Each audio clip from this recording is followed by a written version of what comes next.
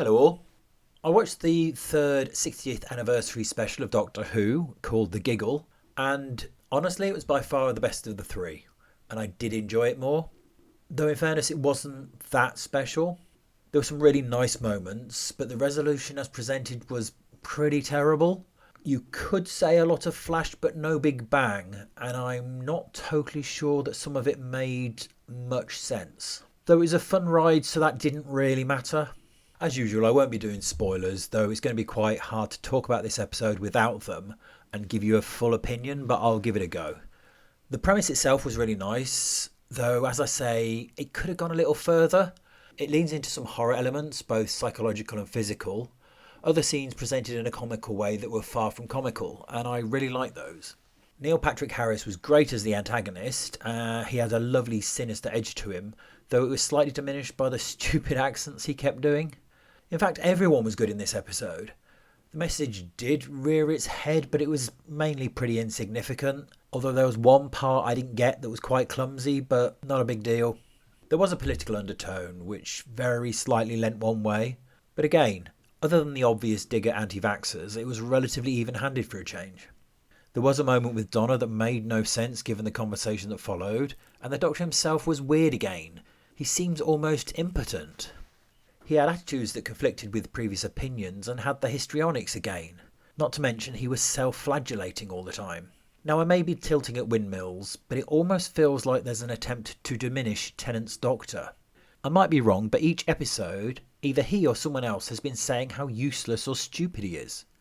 Okay, so I've reconsidered my position a little overnight.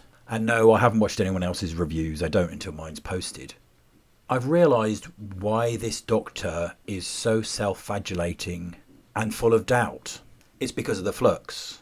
The problem is, this is several episodes too late for him to be like this, because Jodie just shrugged it off. So it kind of doesn't make sense.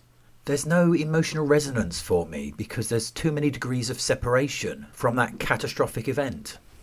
I still stand by what I previously said about there being a narrative here, but I kind of get it.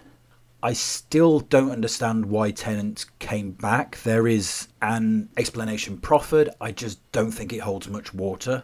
There's also a canon-breaking moment in this show. It's not as bad as The Timeless Child, which again is referenced. But going forward, it will definitely devalue Chuti's Doctor and impact his importance in the universe. Finally, there was a nod to the history of the show, which you'd expect in a 60th anniversary, but it was literally just done through exposition. As you know from the trailer, Chuti turned up, and he felt a little hammy, to be honest. And the Christmas episode trailer gave me a sense we might be going down the campy route with this Doctor.